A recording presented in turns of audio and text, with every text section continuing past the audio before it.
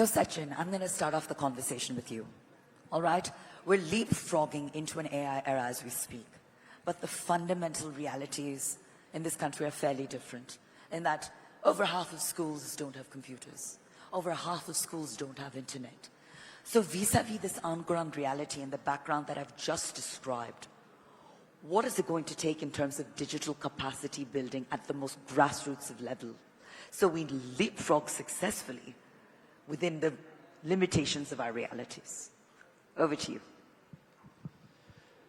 Thank you for this question. And I think the fundamental question is, when we talk about this gap of non-availability of the basic infrastructure in a couple of places, and also the penetration of internet, I personally feel that, there's a saying, need is the mother of all invention. Sure, absolutely. And if I am clear that for a country of size of India, right, if I am able to create awareness, first of all, amongst people, why do they need that digital literacy? Why do they need that capacity building primarily? If why is it transformative? Clear, correct. Yes, if the why is clear, then I would be able to automatically find my way to get it done. Sure. So, having said this, the fundamental question is, shall government make it a mandate that AI curriculum would be floated in all the schools from 2026 and all? Schools are still struggling with basic fundamental skills in children. There are, as you rightly said, there are more than 1/3 of schools in the country which are digitally dark at present. Right. And absolutely right. If we can be a role model for all those schools, at least 2/3 which has, can we do something good? Can we bring that clarity to the implementers? The challenge remains with the teacher capacity building. Teachers are fearful. There is always a fear that whether my job will remain or not, because children have a skill which is higher than the educator sometimes. And this gap between children knowing much better than the teachers, right, is clearly reflected, because the kind of slangs they use. Yesterday I was speaking to a child, and he says, "Sir, do you know 6-7?" I said, "6-7? I haven't heard about it." Right. So, we find ourselves aliens. A generation which is so far left behind, but these children know much better than us. And within a generation, there seem to be multiple generation gaps. Absolutely. Right. But again, for the country, which is so huge, I feel that taking baby steps and understanding that whatever you do, let us first implement the current available resources, see its outcome, do a reflection, understand the challenges which are contextual. No two schools are same. No two places are same. So if I understand, and the complete leadership, the ecosystem, the parents, the students, the teachers, and the leadership team, all of them need to come together, understand how to do that. And once these models of success are established, then probably we can reach out to the others and have a symbiotic relationship where we take it as a community service. We understand, say, for example, if I talk about my school, if I feel that I am little ahead of the curve, sure, maybe I reach out to my neighborhood schools which are not that affluent in terms of resources and all. I can offer. I can ask my students to offer. I can ask my students to probably reach out to the community. And make them first understand what real capacity building means. And it is not about only for these students. But if we want this country to be the Viksit Bharat in 2047, how about all those people who are still left behind? So that's how probably we can go ahead with this. It's such a fair question. And Sachin, I think it all begins with the blueprint. And that very much seems to be the case within the four walls of Gurukul. So we salute, applaud that effort. And moving on now, and I'll come to you now, Kumar. I think one of the leading criticisms of the education system in our country is that we're churning out graduates. We absolutely are, but they're simply not employable. They're not industry ready. Forget about future ready. How do you respond to that? And where does the solution lie? Thanks a lot for the question. Absolutely. Yeah. How I see it is a slightly different problem. What I probably believe is, if you look at users, digital users, there are three, mostly not the journey, but at least the levels that we can operate at. So one is just like a digital user. The other probably is a digital worker kind of a person who is executing the tools. And the third probably would be a digital citizen. Sure. So my take probably is, as we look at the gap, we have to take this journey from being just a digital user who's just consuming the data to taking it to, say, maybe that person who is executing the tools. And then as we go along, probably look at the... So my take is on this is what I think, and probably somebody has also coined it, is looking at the advent of AI, some of the repeatable skills that we already are building as part of our curriculum will be automated. So the take from my side is that we have to look at the mostly non-STEM kind of skills, like a creative writing, or probably looking at exploring the why and what part of the problem. Sure. Like for a student to adapt to the changes that are happening in the outside world. So we have to look, inculcate those feelings about why and how, the skills about why and how, like you debate, you question, you argue, you critically think, you do an analysis of data. Those skills probably help you adapt to the changing environment, because, as we see, like the professor said, that it's like probably 2 years is probably a very long time. So we have to look at that as a gap.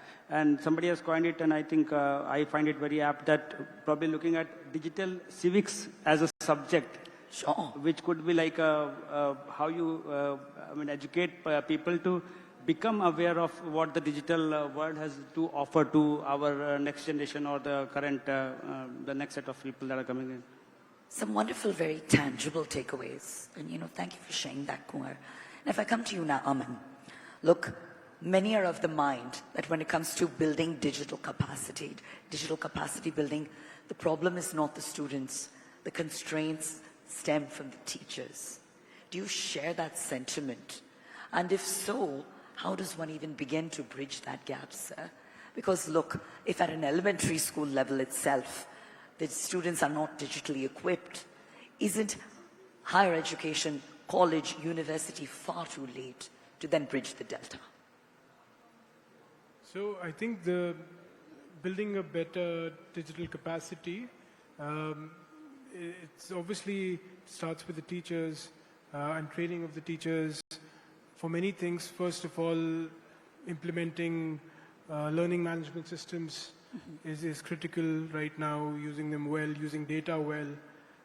There was a time earlier when, for most students, when they would get their assessment, that, the teachers, there's a running joke, teachers would say, "You've done well, can do better." A standard line like that. Sure. But now there's so much more data. So using that data is critical. So teachers have to understand how to use data, the importance of it, of protecting it. So definitely a lot of capacity building has to be done to that effect. Obviously, when we're using, digital, we're using data in general, and we have access to platforms. There's a lot of security elements that come into play. So a lot of trainings have to be done for that, to have a strong setup which can provide the context of a digital education within our classrooms. Right. And what I love about this panel is they're not just talking the talk, they're walking the walk. And that's going to lead me into my next question, which is to you, Ruchika. Because, at your academic institution, there's an extended day boarding facility which allows dedicated time to develop skills outside of academics alone. How have you been able to leverage that time, that dedicated focus, to essentially develop that digital building capacity such that students emerge all the more holistic and future ready? I must say that when we have been sitting here and hearing everyone talk about sports, skills, innovation, to be a part of the requirement of today's world, I think it all burns down to how and when do we do that. We had a gentleman from over here moderating a previous panel discussion who said that I'm here not because of my engineering degree, but because of my softer skills. Right. And I think that is very important. So when we talk about schools with longer time, and I talk about Pragyan with a lot of passion, it is because of the time that we get, not for extended longevity of time where more learning can happen, but it is the time where we can dwell deeper into education to bring out the best in our children. More that is required in tomorrow's world, and that is out of the box thinking, it is communication, it is how to learn to live with others. We are in a world where there is plethora of information. It is overload of information, I must say. Absolutely.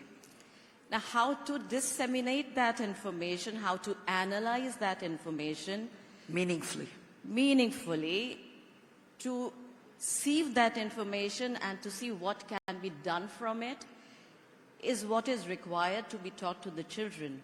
And that can happen when we have more time.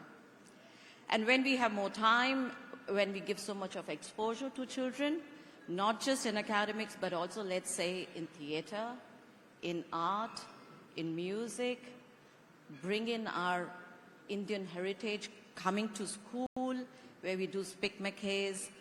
We bring the children to their roots. Right. We give them time to collaborate with each other, to do projects, work on things, think together, have that opportunity to learn how to deal with each other and do teamwork, how to tackle problems and look for probable solutions that can be effective in the world of tomorrow. All this can happen in school with longer time, I think. And that is the exposure that we are giving to our children, to the extent that our children today are producing and are working together to come up with projects and products which are now getting patented. So when we are coming up with those skills, innovations, making children do things with their hand, along with being digital savvy, is what we can do with time in our hand. And I think your organization is doing it beautifully, ma'am, if I can say so myself. And my next question is going to be to all four panelists, and Seshal, I'll start with you. When we talk about the national education policy, it has inbuilt flexibility. So with that flexibility, many times different state governments interpret it differently, right? And then all of a sudden, there is a lack of standardization when it comes to digital literacy across state lines. So my next question, which I pose to all four panelists, is should there perhaps be a fair amount of standardization such that every 10th graduate Indian child has fairly equivalent digital skills? Or does one need to simply make the best of the scenario against the backdrop of their local realities and local capacity? I'll start with you, Sachin. Well, I think there's a beautiful saying again, every child is unique. Right. And every child has a unique learning capacity. Sure. When we talk about standardizing things, again, education influences the society and society influences the education. It is very contextual again. Even two schools in the same city cannot be same. But when we talk about certain life skills, when we talk about digital skills, why at the end of the day I want this child to learn those digital skills for his survival? For example, at the teenage, we all know about the cyberbullying and we know about Sure. the safety and security while using technology. So that means this is standard. I should do it with all. Right. But when it comes to a vegetable vendor who knows how to use the digital payment method, but can I take an extra class by my student community to make him understand that this pattern of your digital transaction will make you create a credit history of yours where you can go to a bank and can get a loan. Now, he has never imagined this can happen with him. Now, this is happening with all kinds of schools. Imagine a high schooler who knows open network commerce can be done on internet. Maybe the school dropout challenge can reduce if he knows that I can help my father put up his products or crop or whatever in the e-market and I can get a better price. Sure. I can help my family get the best price in the whole country and entire world is the market for me. Now, this empowerment when it comes to the child, the family starts valuing the value of digital education. So now, how would this happen? Things in Bihar are different, things in UP are different, things down south are different. So, couple of things need to be standardized, which are so essential as basic fundamental skills, but other things are very contextual, which depends on your interest, your aptitude, and your probably aspiration, what you want to be. So, this is how I could put it. Fair enough. I'll come to you with the same question, sir. Do you echo the same sentiment as Sachin? Yeah, I think most of the points he's already covered, and I think those makes absolutely sense. What I would probably want to extend my point that I was saying about digital civics as a subject kind of a thing, where, like you said, the context varies from school to school, from district to district, from state to state. So just the hygiene level, say in the preliminary schools, probably we have the hygiene level digital awareness. Like in secondary, probably looking at the cyberbullying and so on and so forth of the side effects. We look at that as a standardization. So whatever he said, I'm just elaborating a bit more on that. But Sure. it's like looking at that, and then probably as we go along, maybe more niche required tools and skills that we need as we probably become graduate or maybe in the engineering. All right. So, Aman, is customization the answer or standardization? I think it depends on the lens you're looking it through. I think from a macro level, I don't think it's a state issue or even a national issue. I think it's a global change that's happening. We are reading what's happening in Australia or what's happening in other parts of the world when it comes to digital access to digital platforms. So I really think that it is a context. Digital education is sort of one part of a change that's being affected in society globally. There's over $1 trillion sum being pumped into AI every year. So changes are coming globally. So there are, I'm sure, a lot of things that need to be standardized, especially when it comes to cybersecurity. A lot of basic things, digital financial literacy, things like that I think absolutely can be standardized, probably should be standardized and not just discussed in the context of state or national level, but internationally. There should be more consensus on a lot of these things. But of course, all of these are subject to minor tweakings at different levels when you come down and start looking at the micro level needs. So I think broadly, I'm quite actually happy with most of this discussion happening at a larger level with minor tweaking at The optimism is very heartening to hear. And coming to you now, Ruchika. Very truly and rightly said that AI and digital literacy is here to stay, and we are very much part of it. The forthcoming generation, the generation that is there and is more tech savvy, and as rightly said, they are much ahead of us. It is then becomes important for everyone, for the central government or for the state, to ensure to see how this information, how digital literacy is getting filtered into the children and at what level. But since it is here, the framework is there, and it needs to be there. The outcomes are, it's one.